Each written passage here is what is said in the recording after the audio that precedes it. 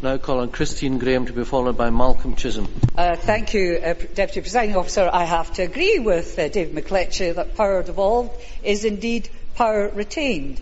We are talking about obtaining independence. And he also knows, as a divorce lawyer, as I was myself, that when one party sees the end of the marriage is at an end. The detail is then negotiated according to law and practice. The same would happen in a dissolution between two parts of a united kingdom. I think it's important, however, to work back sometimes to why certain assertions are made. For example, in the claim of rights that the Scottish people are sovereign. Scottish people are sovereign. So much slips into our everyday parlance that has a deep-rooted and substantive cultural or constitutional genesis.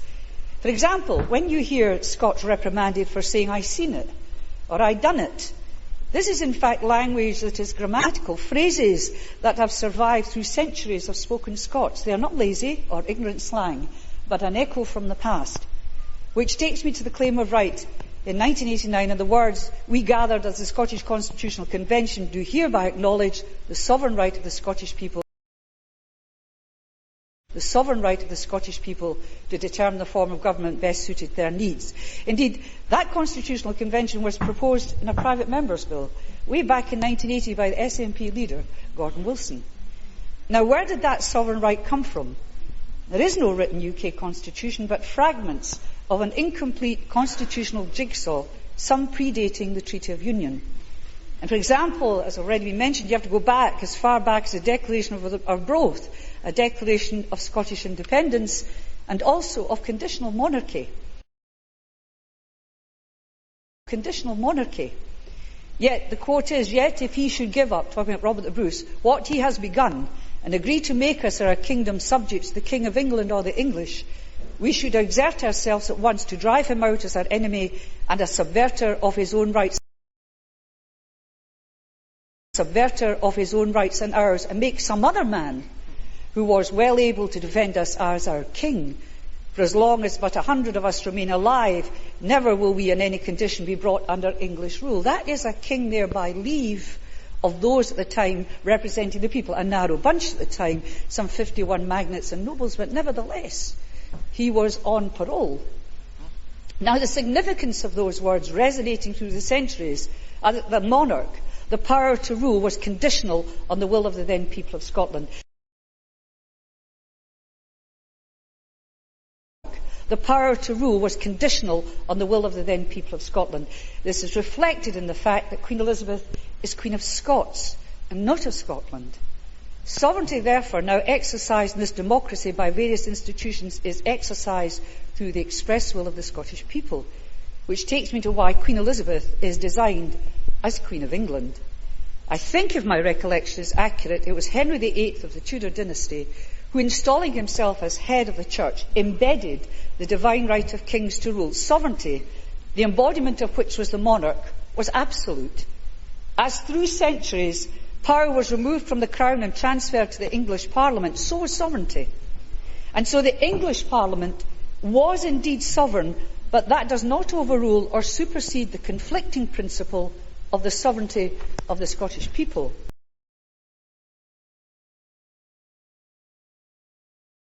But that does not overrule or supersede the conflicting principle of the sovereignty of the Scottish people. The Treaty of Union, 1706 Article 3, states that the United Kingdom be represented by one and the same Parliament, to be styled the Parliament of Great Britain. The significance is that it was not a continuation of the English Parliament, nor indeed the Scottish Parliament. Sovereignty, therefore, for Scotland remains as it always was, with the people.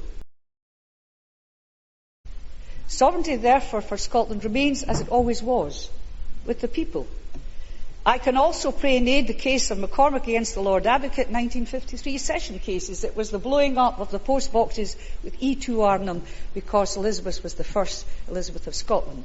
And the following remarks made obiter in that case, and I quote, "Considering that the Union legislation extinguished the Parliaments of England and Scotland and replaced them by a new Parliament of Great Britain, I have difficulty in seeing why it should have been supposed that the new Parliament of Great Britain must inherit all the peculiar characteristics of the English Parliament, as if all that happened in 1707 was that the Scottish representatives were admitted to the Parliament of England. That was not done. The principle of the unlimited sovereignty of Parliament is a distinctly English principle which has no counterpart in Scottish constitutional law. So why the potted constitutional history lesson? Because it's significant to the legitimacy of the referendum.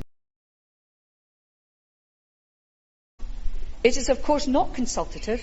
It has legal, constitutional authority as well as political authority.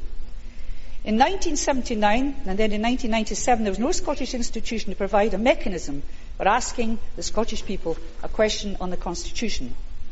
In 1979, the UK government took it upon itself by drawing up a referendum and, of course, drew up the questions, chose the date, 1st of March 1979, right in the middle of the winter of discontent when snow was falling over Scotland. That in itself was an omen, but the 40% rule, which effectively counted the dead,